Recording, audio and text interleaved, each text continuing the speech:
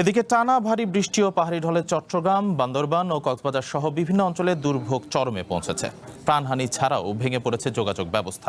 খাবার ও বিশুদ্ধ পানির সংকটে মানবেতর জীবন কাটাচ্ছেন দুর্গত এলাকার বাসিন্দারা।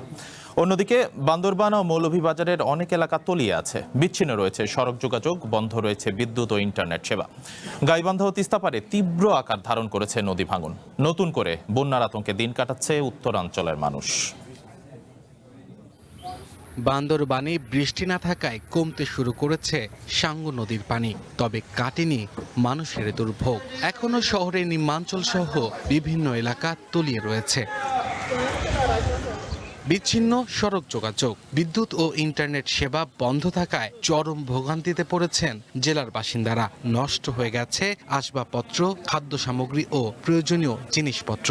আমার বাচ্চা অনেকদিন ধরে অসুস্থ, ডাক্তারের কাছে নিয়ে গেছি, পানির জন্য এতদিন নিতে পারতেছি না। আমার এখানে অনেক জিনিস ক্ষতি হয়েছে। এই পর্যন্ত আমার 23 সাল পর্যন্ত আমি অনেক কষ্ট করেছি, এক পিস মালপত্র বার করতে পারিনি। দেখা দিয়েছে বিশুদ্ধ পানি ও খাবারের তীব্র সংকট। পানিবন্দী মানুষ পাচ্ছেন না প্রয়োজনীয় সেবাও। আজকে 5 দিন ধরে খানা খাইতেই না, খিচুড়িতে হয় না, পোলাপান লাগিয়া খাবার আনতে পারি না, পানির লাগিয়া। আমরা এখানে মনে করেন অনেক কষ্টে আছি, মাল সাবানা নিয়ে, পোলাপান নিয়ে, সর্বকিছু নিয়ে। আজকে 5-6 দিন ধরে পানিবন্দী আছি আমরা। আমাদের আশ্রয় কেন্দ্রগুলিতে এখন 4000-এর অধিক আশ্রয় প্রার্থীরা আছেন এবং তাদের ত্রাণ সামগ্রী বা অন্যান্য নিরাপত্তা বা অন্যান্য বিষয়ে এখন পর্যন্ত আমরা ওয়াকিবহাল আছি, তাদের কোনো রকম সমস্যা তৈরি হচ্ছে না। কক্সবাজারের উখিয়া, চকরিয়া, পেকুয়া ও টেকনাফ সহ জেলার অধিকাংশ নিম্নাঞ্চল এখন পানির নিচে। দুর্গত এলাকায় দেখা দিয়েছে খাদ্য ও বিশুদ্ধ পানির তীব্র সংকট। পাল্লা দিয়ে বাড়ছে মৃত্যুর মিছিল।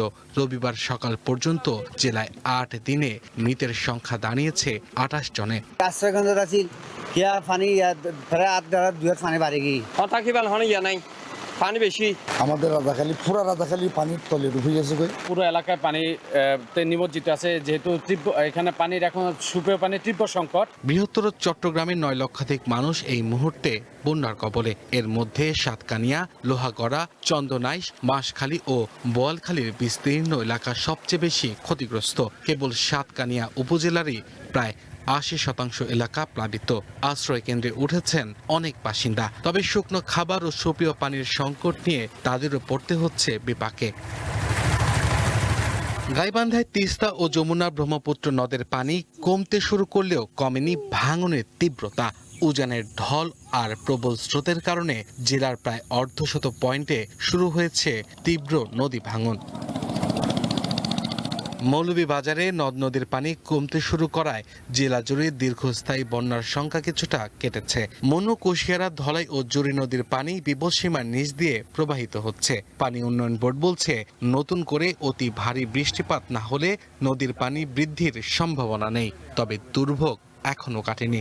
ভাঙতে এখনো আমার লাশ মুড়তে সরকার কিনা লইছে, আর কিচ্ছু করার নাই। এখন আমি আছি রিস্কের উপরে, আপনারা দেখে যাই। টানা ভারী বর্ষণ আর উজান থেকে ধেয়ে আসা পাহাড়ি ঢলে আবারও ফুঁসে উঠছে তিস্তা নদী। ভারী বৃষ্টিপাতে নদীর পানি বেড়ে যাওয়ায় তিস্তাপাড়ের মানুষের মাঝে নতুন করে বন্যার আতঙ্ক ছড়িয়ে পড়েছে। পানি বৃদ্ধির পাশাপাশি সমানতালে বাড়ছে নদী ভাঙনের আশঙ্কাও।